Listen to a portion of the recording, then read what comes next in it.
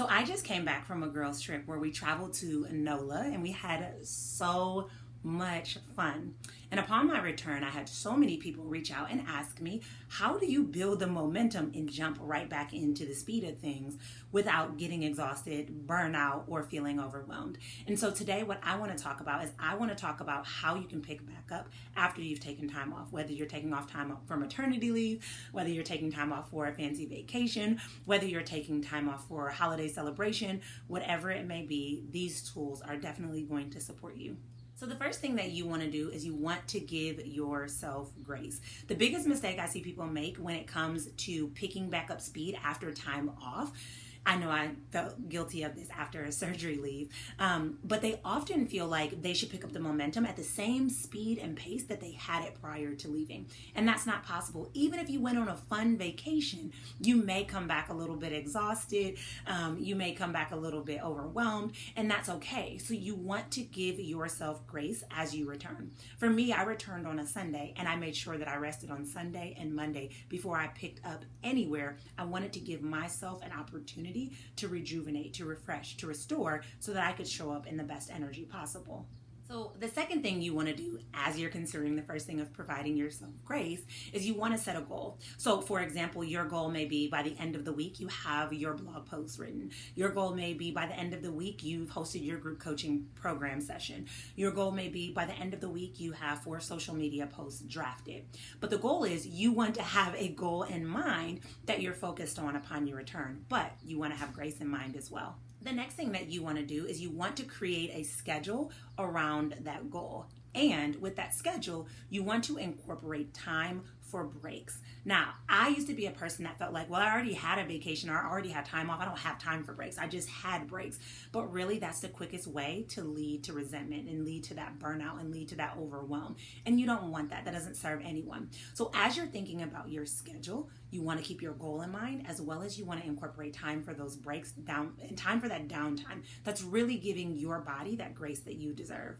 So for me, when I returned back to my business after 6 weeks off for surgery leave, one of the things that I did is I incorporated naps. I knew that my body was still recovering, and so it wasn't realistic for me to jump back in working, 5 to 6 hours a day. That wasn't realistic. So what I did is I set my goal, and then I broke my schedule into 2 2-hour days with an hour and a half nap in between. And this really helped me to show up in the best energy because I took care of me.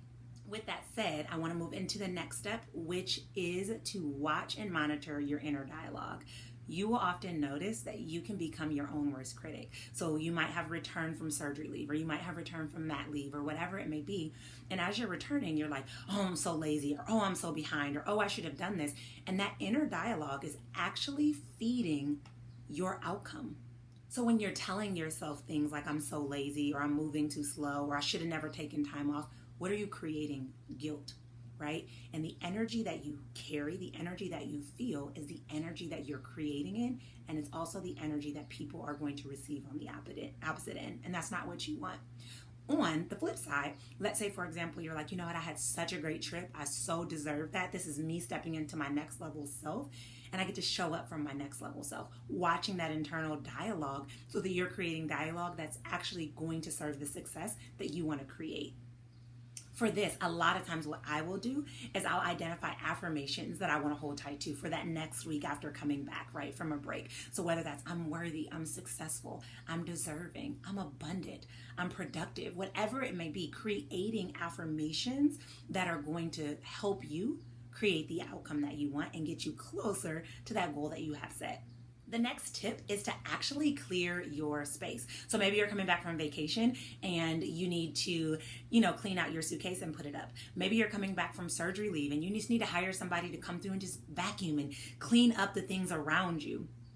Whatever it may be, you want to make sure that you're clearing your space. This is so critical and it is so imperative because research says that if you have a cluttered space, it actually is going to reflect in your mind. If you have a cluttered space, it's actually going to cause you to have cluttered thoughts and ultimately less productivity.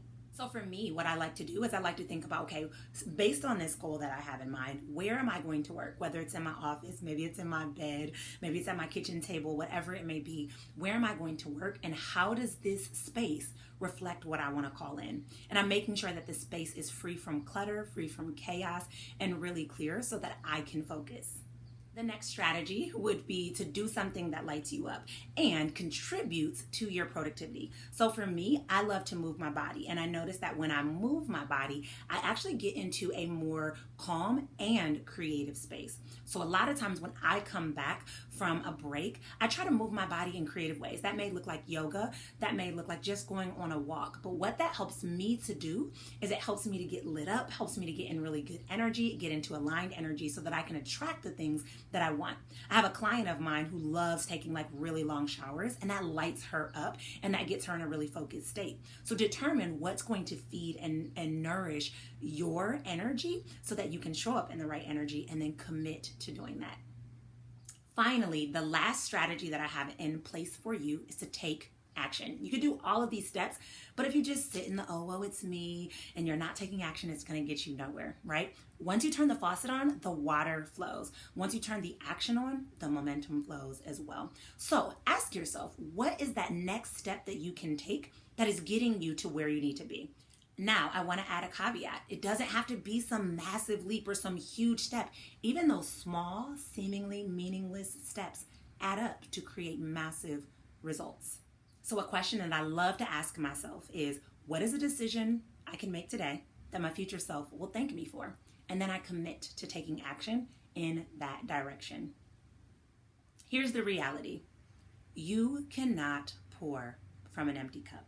And I'm a firm believer that you must fill your cup up and allow other people to reap from your overflow. But that can't happen if you've convinced yourself that burnout, exhaustion, overworking, and all of these things are normal.